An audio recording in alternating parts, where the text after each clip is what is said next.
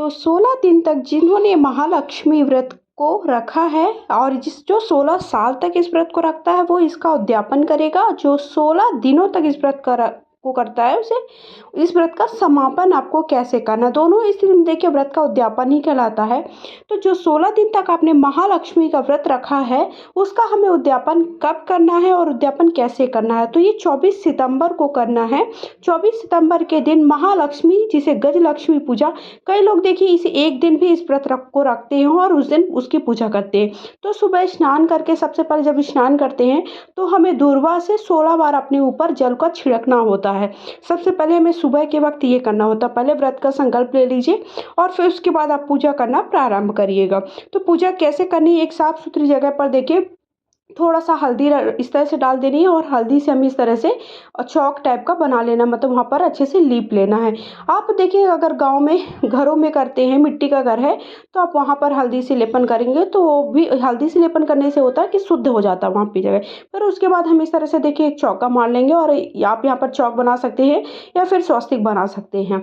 तो आप अपने हिसाब से स्वस्तिक बना लीजिए। देखिए मेरा स्वस्तिक उल्टा दिख रहा है क्योंकि मैंने मेरा जो जगह है वो उल्टी साइड से मैंने कैमरे को रखा था इसलिए उल्टा दिख रहा है, वैसे स्वस्तिक मैंने सीधा बनाया। फिर उसके बाद आप देखिए क्या करना है, उसके बाद एक चौकी रख लेनी, चौकी पर लाल कपड़ा बिछा लीजिए और इस तरह से हमें अस्तल कमल बना लेना होता है। थोड़ा सा चावल रख करके चावल से 8 इस तरह से ढेरी बना करके इस तरह से अस्तल कमल की उसको आकृति दे दी। फिर उसके बाद कलश हमें रख देना होता है। देखिए अगर आपने पहले से चौकी बना करके रखी, जो अगर आप 16 दिनों तक व्रत कर रहे होंगे तो आपकी चौकी पहले से व्यवस्थित होगी। उसके बाद आपको अंतिम दिन की पूजा मैं आपको करके दिखाऊंगी।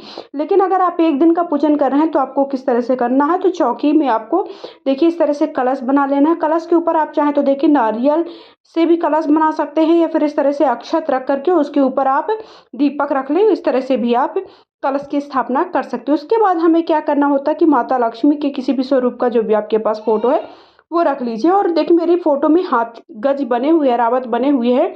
अगर आपके नहीं बने तो आप अलग से हाथी की पूजा की जाती है, इस दिन गज की पूजा की जाती है। तो रावत अगर आपके पास मिट्टी का या फिर चांदी का किसी का भी आप लाके पूजन जरूर करें। फिर उसके बाद मैंने लक्ष्मी गणेश रख लिया।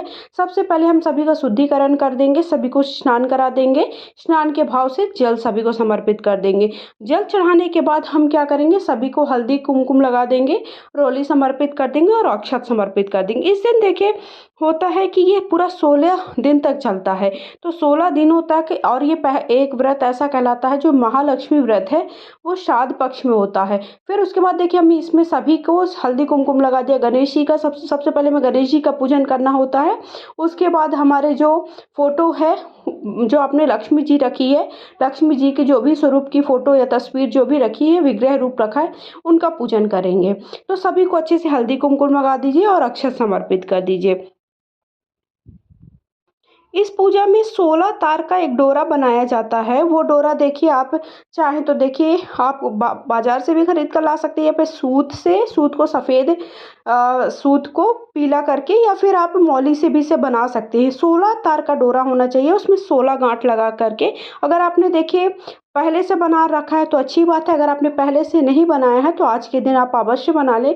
वो जो 16 गांठ का जो डोरा होता है वो आप अपने पति के या खुद के हाथ में आप पहन सकते हैं। अगर आप अपने हाथ में पहनते हैं तो आपको बाएं हाथ में पहनना है, और अगर आप अपने पति के हाथ में पहनाते हैं तो सिर्फ दाहिने हाथ में पहनना होता है। फिर सभी को आप देखिए इस तरह से पुष्प समर्पित कर दीजिए, जो भी आपके पास पुष्प है।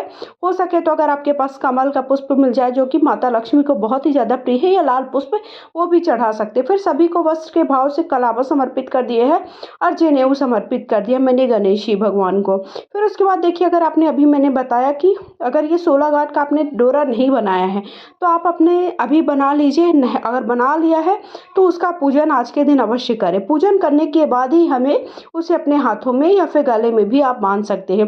फिर माता लक्ष्मी को देखिए श्रृंगार की सामग्री अवश्य समर्पित करें। माता लक्ष्मी को मैंने चुनरी समर्पित कर दी, उन्हें लाल चीज़ें बहुत ही ज़्यादा प्रिय होती है। जो डोरा आप है वो डोरे का भी पूजन अच्छे से कर दें, उसको जल चढ़ा दीजिए। जल के बाद शुद्ध जल के छींटे दे दीजिए। फिर उसके बाद हल्दी कुमकुम चढ़ा दिए, पुष्प समर्पित कर दिए। तो उसका भी पूजन हमें पूजा की जगह पे ही उसको रखना होता है, उस डोरे का, और उसका भी पूजन करना होता है। फिर उसके बाद देखिए ये सब करने के बाद आप धूप दीप दिखा दीजिए। आप के पास इत्र है तो इत्र माता लक्ष्मी को बहुत ही ज़्यादा प्रिय होता है, सुगंध देने वाली चीज़ें, इत्र चढ़ा दीजिए और धूप दिखा दीजिए। साथ ही साथ ये देखिए मैंने रावत जो है उनका भी पूजन कर दिया, उनका अलग से पूजन करके दिखा रही हूँ। आपके पास अगर घर पे अलग से मिट्टी का आज के दिन लाया जाता है तो मिट्टी का ला करके पूजा। उसके बाद भोग में आज के दिन क्या प्रसाद में देखिए माता लक्ष्मी को बेसन के बने हुए गहने बनाए जाते हैं, अलग अलग आकृति के, तो बेसन के गहने जरूर बनाएं। खीर का भोग अंतिम दिन हमें खीर का भोग जरूर लगाना होता है, तो खीर पूरी और बेसन से बने हुए मैंने अलग अलग तरह के देखे डिजाइन से हमें उनके गहने बनाने होते हैं। जैसे हाथ में पहनने के लिए चूड़ी है, गले में पहनने के लिए गले का माला है, वैसे अलग अलग गहने बनाए जाते हैं। तो वो गहने बना करके वो माता लक्ष्मी को आज के दिन जरूर चढ़ाइए। उसके बाद जो भी आपके पास मौसमी फल है वो फल का भोग लगा दीजिए। साथ ही साथ मैंने सूखे मेवे का भी भोग लगाया। फिर हमें 16 श्रृंगार की सामग्री समर्पित करनी होती है माता लक्ष्मी को। तो 16 चीज़ें आप ध्यान रखिएगा, 16 की संख्या में रखा जाता है, तो 16 की संख्या में आप जरूर आज के दिन 16 श्रृंगार की सामग्री रखिएगा। ये पूजा देखिए सुबह के वक्त मैंने सबसे पहले कहा है कि आपको व्रत का संकल्प ले लेना। उसके बाद 16 बार हमें दुर्वा की मदद से, अगर आप देखिए बहते जल में स्नान करते हैं तो दुर्वा की मदद से जैसे हम खुद का आचमन करते हैं ना, वैसे ही हमें आचमन करते हुए ऊपर की तरफ अपने ऊपर जल छिड़कना होता है दुर्वा की मदद से 16 बार। फिर उसके बाद देखिए मैंने एक पान का पत्ता चढ़ाया, पान के पत्ते में थोड़ा एक है उनका मुख शुद्धिकरण के लिए मैंने एक लौंग और इलायची रख दिया है, तो 2 लौंग के जोड़े और दो इलायची रख दी है। उसके बाद हमें यथासंभव जो भी है दक्षिणा समर्पित कर देनी है और हाथ में पुष्प ले लेना है और अक्षत और महालक्ष्मी व्रत की कथा सुनिए। देखिए 16 बार दिन तक आपने महालक्ष्मी की कथा सुनी है तो ठीक है, नहीं तो आप आज के दिन ही महालक्ष्मी जी की कथा सुनिए और जो उनके मंत्र होते हैं उनका 16 बार उच्चारण करना चाहिए। उसके बाद अंत में मैंने आरती कर दी है। आरती में आप देखिए 16 दीपक जलाए जाते हैं, तो आप मिट्टी के भी दीपक जला सकते हैं या फिर आप आटे के दीपक बना करके 16 की संख्या में आज के दिन दीपक जलाना बहुत ही शुभ माना जाता है।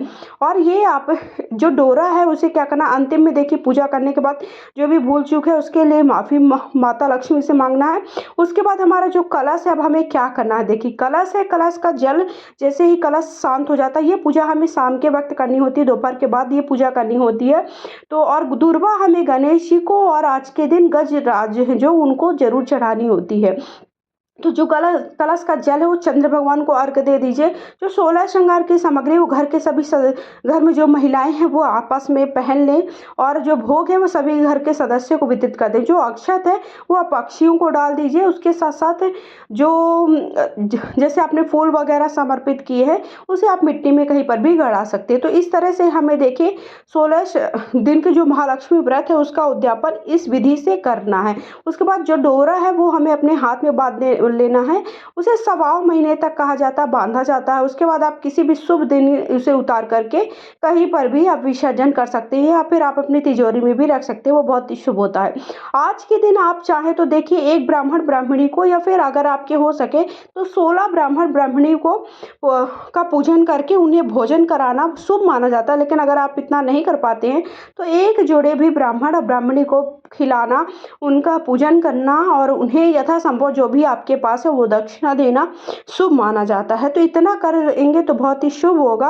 या फिर आप किसी भी अपने मानदान को भी देखिए यथासंभव बुला करके उन्हें भोजन वगैरह कराए और यथासंभव उनका दक्षिणा दे और उन्हें से आशीर्वाद ले। तो इस तरह से हमें 16 दिनों का जो महालक्ष्मी व्रत है उसका उद्यापन अंतिम दिन कैसे करना है ये मैंने आप सबको इस वीडियो में बताया है। सारी चीज़ें कवर करने का प्रयास किया। कुछ भी अगर आप पूछना चाहते हैं तो कमेंट बॉक्स में जाकर के जरूर पूछिएगा। आपने जो रावत रखे हैं उनका भी आपको पूजन करके आपको घर पर रख लेना होता है, उनका विसर्जन नहीं करना। वीडियो पसंद है लाइक शेयर करें। हर हर महादेव अवश्य लिखें।